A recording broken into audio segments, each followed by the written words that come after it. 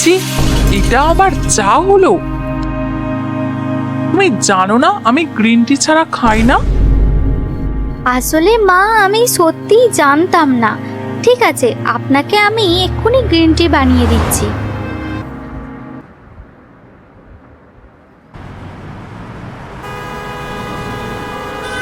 পরেশ বাবা মার একমাত্র ছেলে, তবে তার একটা বোনও আছে, তার নাম সুমি। সুমির বিয়ের পর বাড়িটা যেন কেমন ফাঁকা ফাঁকা লাগে। পরেশ সারাদিন অফিসের কাজে ব্যস্ত থাকে, বাড়িতে সময় দিতেই পারে না। বাবা অশোকের বয়স হয়েছে, তাই বাড়িতেই থাকেন তিনি। সময় করে ছেলের কাছে অফিসে গিয়ে দেখাশোনাও করেন।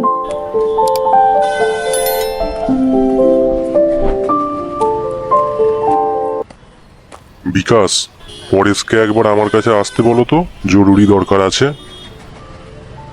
ঠিক আছে, আমি এই ফাইলটাই পরেশ স্যারের কাছেই দিতে যাচ্ছিলাম, তাহলে ওনাকে আপনার কাছেই পাঠিয়ে দিচ্ছি। এই বলে বিকাশ বেরিয়ে যায়।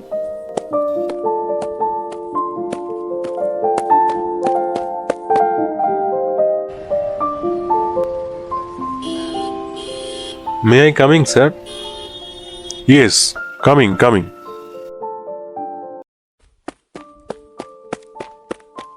স্যার, এই ফাইলটা রেডি হয়ে গিয়েছে, আর অশোকবাবু আপনাকে ওনার কাছে ডাকছেন। কি, বাবা এসেছেন? বয়স হয়েছে, এখন কি দরকার ছিল অফিসে আসার? ঠিক আছে, আমি দেখছি। এই বলে পরেশ তার বাবার কাছে যায়।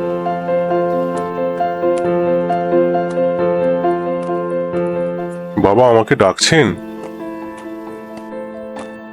হ্যাঁ বাবা, তোমার জন্য আমি পাত্রী দেখা শুরু করেছি। এবার বলো, তোমার নিজের কি কেউ পছন্দ করা কেউ আছে? তাহলে আমি তাকে দেখতে চাই। হ্যাঁ, না মানে বাবা আছে, তার নাম মিষ্টি। কিন্তু কিন্তু কিন্তু আবার কি? যা বলার স্পষ্ট বলো, আমার বেশি সময় নেই। অফিস থেকে বেরিয়েই তোমার সাথে আমি হবু বৌমার বাড়িতে যাব।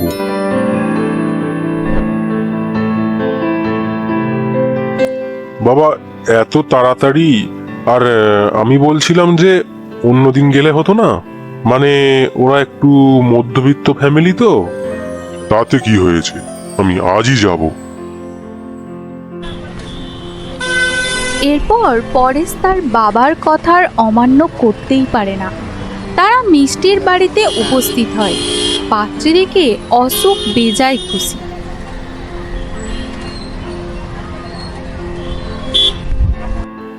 বাহ দাদা, আপনার মেয়ে নামেও মিষ্টি আর দেখতেও তেমন মিষ্টি। আমার বৌমা নয়, মিষ্টিমা আজ থেকে আমার মেয়ে। আমি জানতাম আমার ছেলে পরেশের পছন্দ খুবই ভালো হবে। যাই হোক, আমি আমার বৌমার মুখ দেখার জন্য এই জুয়েলারি এনেছি। এই দেখুন, দেখো তোমার একবার, তোমার পছন্দ হয় কিনা এটা। এসবের কি দরকার ছিল দাদা? না না, এত দামি গহনা এখন না দাদা। আপনার বৌমা যখন আপনার বাড়ি যাবে তখন না হয় আপনি দেবেন।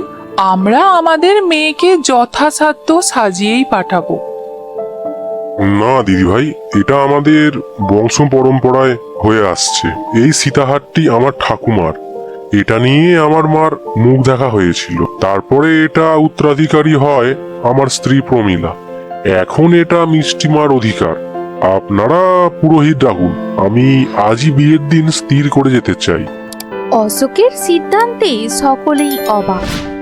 যাই হোক, বিয়ের দিন স্থির হলো।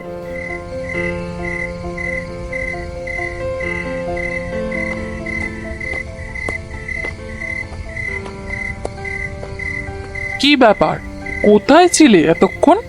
শুনলাম অফিসেও ছিলে না। হ্যাঁ, ছেলের বিয়ের দিন স্থির করে এলাম। কি? কার সাথে? আমি ওর জন্য পাত্রী ঠিক করে রেখেছি। মিসেস মালোত্রার মেয়ে ববিতাকে আমার ভালো লাগে। ওই বড়লোক বাবার বখাটে মেয়ের সাথে আমি আমার ছেলের বিয়ে দেব না। তোমার পছন্দ তোমার মতোই হবে। সারাদিনে একটু স্যুপ চাইলেও তোমাকে হোমমেডের ওপরই ডিপেন্ড করতে হয়। এরকম যাতে আমার ছেলের সাথে না হয় তার ব্যবস্থাই আমি করে এসেছি। আমি মানবো না, ওই মেয়েকে আমি একদিনও শান্তিতে থাকতে দেব না। আচ্ছা, আমিও দেখব তুমি কি করতে পারো।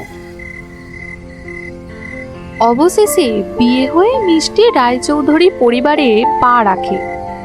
ঘরে আয়নার সামনে বসে মিষ্টি রিসেপশনের জন্য তৈরি হচ্ছিল। এমন সময় ঘরে প্রমীলা আসে। এই যে বৌমা, দেখি কি কি জুয়েলারি দিয়েছে তোমার বাবা। এই তো মা, দেখুন না, এই তো এখানেই সব আছে।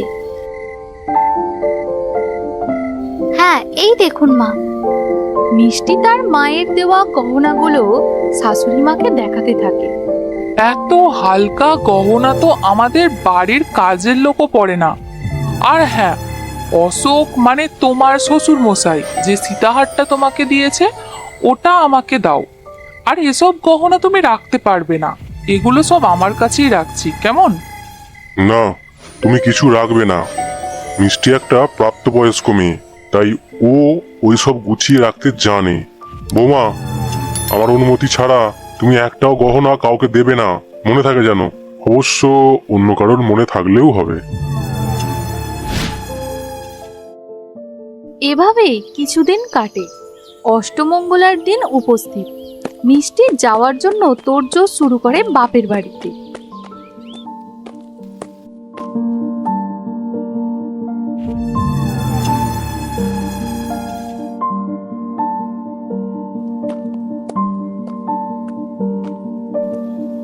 বৌমা, এই দেখো তো এই শাড়িটা কেমন। হ্যাঁ মা, খুব সুন্দর আর দামি শাড়ি মনে হচ্ছে। হ্যাঁ, এই শাড়িটা অনেক দামি, আমি একবার মাত্র পরেছিলাম। এক কাজ করো, এই শাড়িটা অষ্টমঙ্গলায় তোমার মাকে দিও। এত দামি শাড়ি হয়তো তোমার মা কখনো চোখেই দেখেনি। একথা শুনে মিষ্টি অবাক হয় আর অপমানে তার পুরো শরীর রিরি করে ওঠে, কিন্তু সে নতুন তাই কিছু বলতে পারে না। এইভাবে বেশ কিছুদিন যায়। প্রমীলা প্রায়শই ছোটখাটো বিষয় নিয়ে তার বৌমাকে বাপের বাড়ি নিয়ে অপমান করতে থাকে। হঠাৎ একদিন সকালে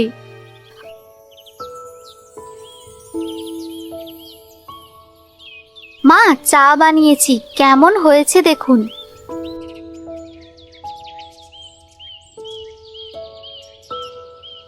ছি, এটা আবার চা হলো?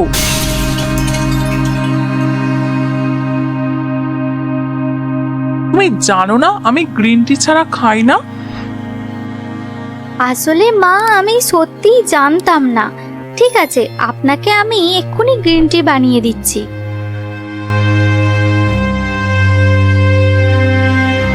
ঠিক আছে, যাও। এই কাপের সেটটা ইংল্যান্ড থেকে ফেরার সময় তোমার শ্বশুর মশাই এনেছিলেন। এর একটা ভেঙে গেল, এখন এই সেটটা পুরো বেকার হয়ে গেল। যাই হোক, কি আর করা যাবে। তুমি বরং এটা তোমার বাবার বাড়ি পাঠিয়ে দিও, ওনারা এমন জিনিস কখনো দেখেননি বোধহয়।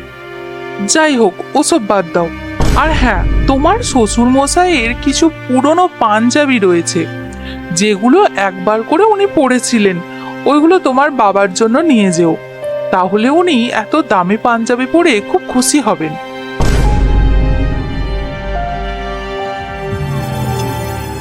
এটা আপনি কি বলছেন মা? বারবার আপনি আমার বাবা মাকে অপমান করেন। আমার বাবা মধ্যবিত্ত, তাই বলে ভিখারি নয় যে অন্যের পুরনো জামা কাপড় পরে জীবন কাটাতে হবে তাকে। এসবগুলো আমাকে দিয়ে আপনি আপনার কুরুচি আর নিজ মনেরই পরিচয় দিচ্ছেন। আর রইল পড়ে আপনার সম্মানের কথা, আপনার মেয়ে সুমির শ্বশুরবাড়ি আপনার সম্মান কতখানি সেটা আপনার মেয়েকেই একবার জিজ্ঞাসা করুন। হ্যাঁ মা, বৌদি ঠিকই বলেছে। আমার বাবার বড় ব্যবসা আছে নিজের দেশে, কিন্তু আমার শ্বশুরবাড়ির দেশে বিদেশে বড় বড় ইন্ডাস্ট্রি রয়েছে। ঠিক একই রকম ব্যবহার তারাও আমার সাথে করে, কারণ তাদের তুলনায় আমার বাবা অনেক ছোট ব্যবসায়ী। আমি আমার শ্বশুরবাড়ি আর তাদের কাছে তোমাদের অপমান সহ্য করে থাকতে পারছি না, তাই আমি ডিভোর্স দিয়ে চলে এসেছি। সে কি, হে ভগবান, আমার কর্মের ফল আমার মেয়েকে কেন দিলে? বৌমা, আমার ভুল হয়েছে, আর আমি এরকম ব্যবহার কখনো করব না। কি বলেছিলাম না আমি রত্ন এনেছি? এখন থেকে এই 3 সন্তানের খেয়াল রাখার দায়িত্ব দিলাম। হ্যাঁ, এখন আমি ভীষণ খুশি। এখন থেকে আমি আমার এই 3 সন্তানের যথাসাধ্য খেয়াল রাখবো।